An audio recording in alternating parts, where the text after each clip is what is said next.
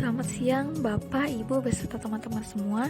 Perkenalkan kami dari kelompok 4 yang beranggotakan Dina Putri, Denti Rizky, Siva Salsabila, Christian Orisa, dan Jian Syarbano. Pada kesempatan kali ini akan mempresentasikan terkait norovirus pada foodborne disease. Selamat menyaksikan.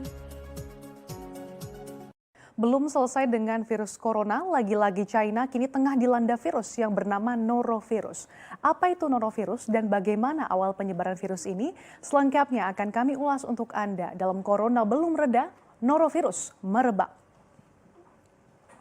Lebih dari 70 mahasiswa di Universitas Keuangan dan Ekonomi Shaanxi di kota Taiyuan, Provinsi Shaanxi, China Utara menderita diare dan muntah.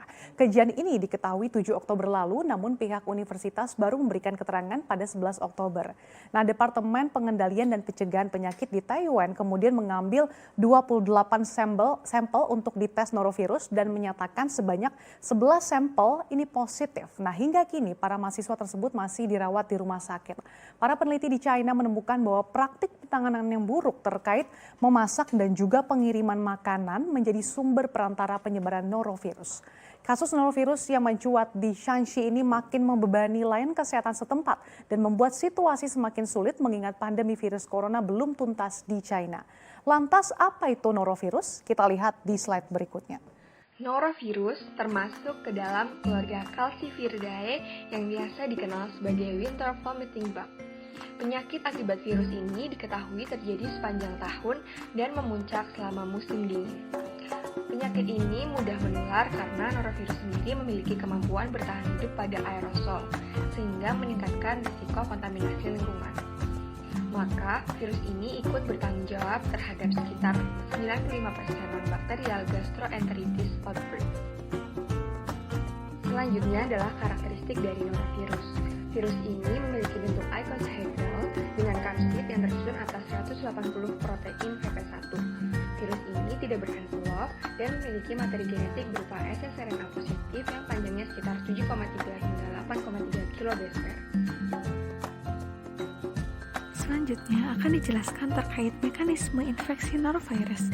Rute transmisi dari norovirus hingga dapat menginfeksi manusia ialah dapat melalui 3 rute utama, yaitu person to person, makanan, dan lingkungan yang tercemar. Berbagai penelitian menunjukkan bahwa norovirus dapat melakukan pelekatan terhadap inangnya dengan menggunakan reseptor karbohidrat yang diekspresikan oleh enterosit dan disekresikan ke dalam lumen usus.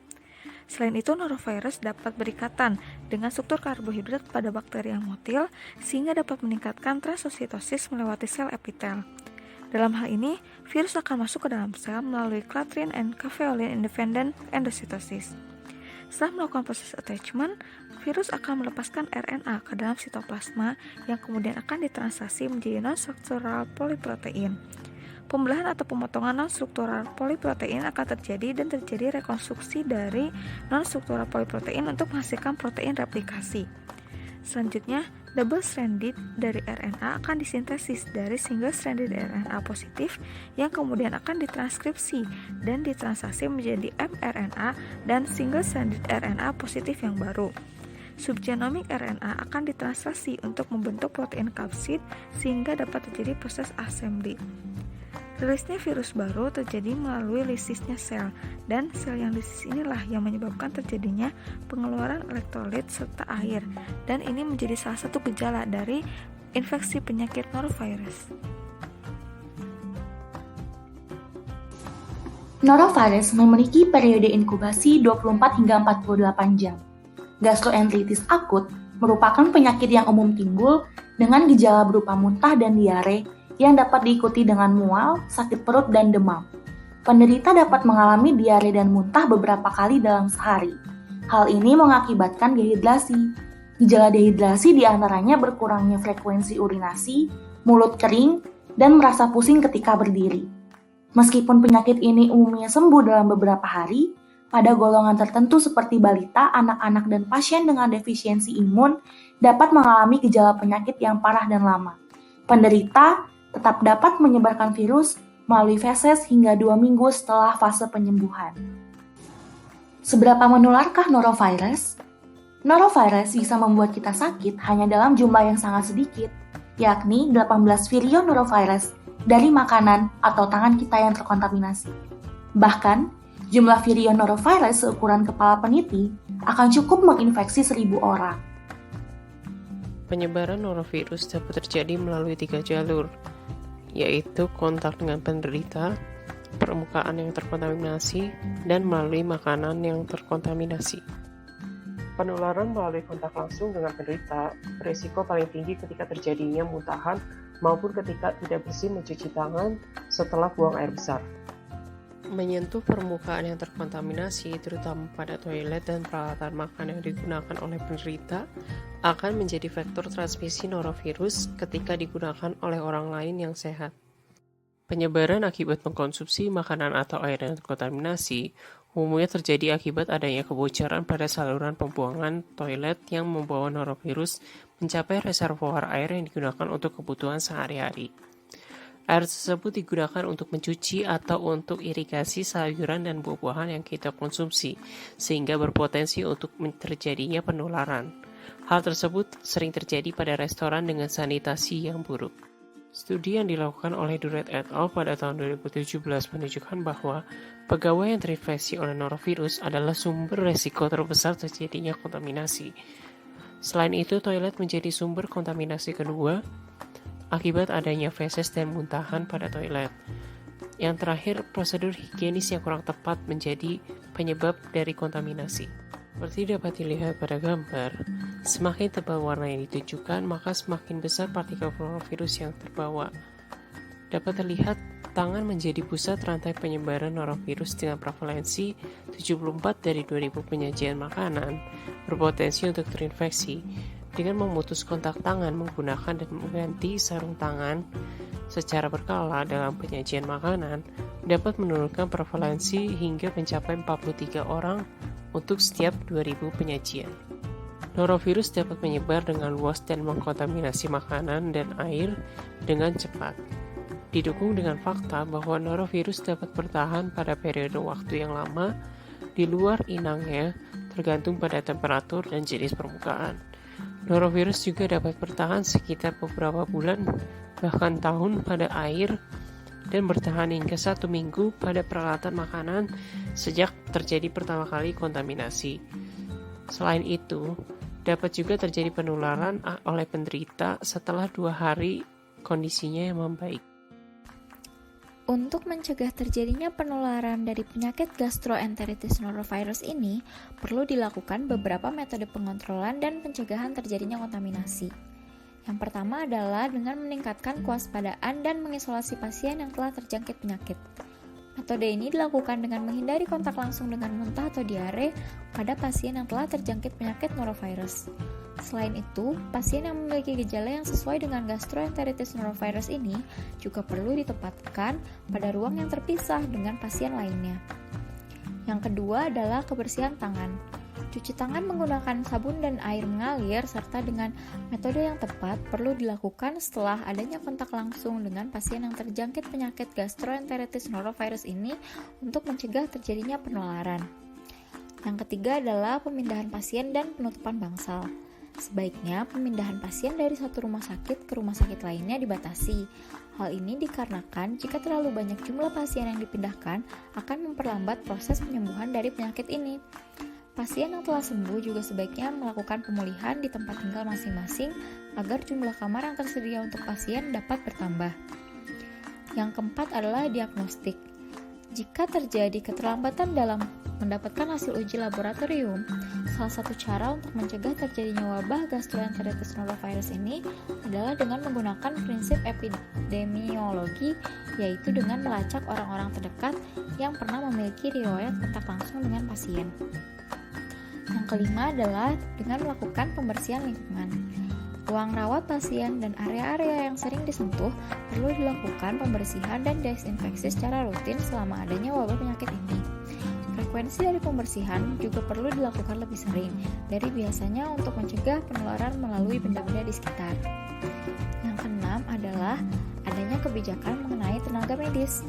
Jika tenaga medis telah memiliki gejala yang sesuai dengan penyakit norovirus, sebaiknya perlu langsung diterapkan kebijakan cuti sakit untuk mencegah penularan lebih banyak.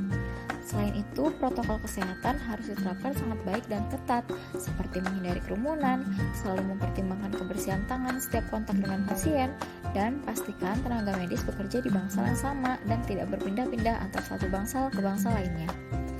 Yang ketujuh adalah adanya pemberitahuan dan komunikasi yang baik. Jika suatu daerah telah dicurigai terjadinya wabah gastroenteritis norovirus, Departemen Kesehatan atau pihak-pihak yang berwenang lainnya pada daerah tersebut perlu memberitahu masyarakat setempat secepat mungkin, serta perlu melakukan kebijakan-kebijakan untuk mencegah penularan agar masyarakat menjadi lebih sadar dan menghindari banyaknya penularan yang terjadi. Dan yang terakhir adalah evaluasi. Seluruh metode pengontrolan dan pencegahan yang telah dilakukan perlu dievaluasi secara rutin untuk memperbaiki atau mengganti metode-metode yang masih kurang maksimal dalam mencegah penularan dari penyakit ini.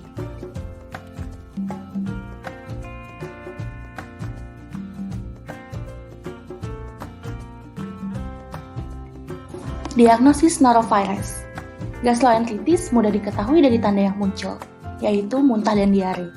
Jika gejalanya bersifat ringan dan hanya berlangsung singkat, maka pemeriksaan ke dokter tidak perlu dilakukan, karena kondisi ini dapat sembuh dengan sendirinya. Pemeriksaan ke dokter perlu dilakukan jika muncul gejala yang parah. Jika diperlukan, dokter juga akan melakukan pemeriksaan penunjang berupa pemeriksaan forceps untuk memastikan penyebab dari diare dan muntah. Diagnosis norovirus dari spesimen feses dapat dilakukan melalui beberapa metode. Yang pertama adalah melalui RT-PCR, atau Reverse Transcription Polymerase Chain Reaction, lalu ada dengan RT-qPCR, atau Reverse Transcription Real-Time PCR, lalu dapat dilakukan dengan ELISA, atau Enzyme Linked Immunosorbent Assay, dan dapat dilakukan dengan pengamatan dengan mikroskop elektron. Adapun gold standar dari uji diagnosis norovirus adalah dengan PCR. Pengobatan gastroenteritis. Sebagian besar gastroenteritis tidak memerlukan pengobatan khusus, karena penyakit ini dapat sembuh dengan sendirinya. Langkah pengobatan gastroenteritis lebih bertujuan untuk menghindari gejala makin memburuk dan mencegah terjadinya dehidrasi, terutama pada anak-anak. Langkah penanganan utama gastroenteritis adalah memperbanyak konsumsi air putih dan makanan bernutrisi. Penderita dianjurkan untuk makan dalam porsi yang lebih sedikit, namun sering.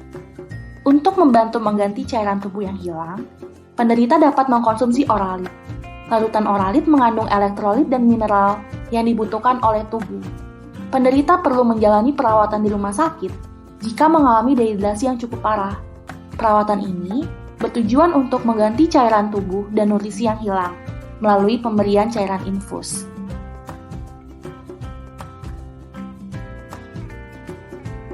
Have some guidelines and some practical methods that I want to share with you guys today. Having clean, disinfected produce in your home is not only best practice to keep your family safe and healthy, it's also very convenient because as soon as it comes into the home, you're able to clean it, and once you put it away in the refrigerator, it's ready for you to either eat or cook with, and it's so much easier to meal prep ahead. I went ahead and I looked up some of the guidelines introduced by the FDA as well as the USDA on how to properly treat our fresh produce and how to start anything. You want to start by washing your hands for 20 seconds because before you start washing produce, you want to make sure that your hands are clean first of all. Start up by filling up your sink or a bowl or some kind of tub with warm water, and I love to add in some salt in there. I love to add in salt because it draws out a lot of impurities and it also irritates any tiny little mites or bugs that might be in there, and it actually flushes them out. Or you can use a solution kind of like I have here. This is a Trader Joe's fruit and vegetable wash.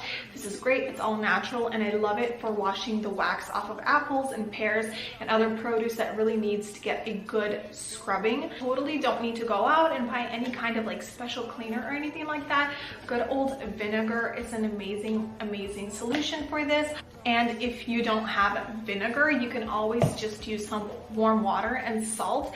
This stuff is great. The very first category of produce I want to talk about is fresh leafy greens and lettuces. add in salt into the warm water as well as vinegar, and you're going to immerse your greens in there, and you're just gonna let them sit for a good 10 minutes. This also includes herbs as well, and anything like green onions, chives, and I just kind of let that sit there in the salty water. And you can actually see a lot of times after it sits and you take out the produce, there will often be like little tiny bugs that were hiding in there, which is really disgusting. For produce like cabbage and lettuce, you're going to want to remove the outermost layers of the leaves, because that's really like the shell of the produce. It's been exposed to a lot of contaminants.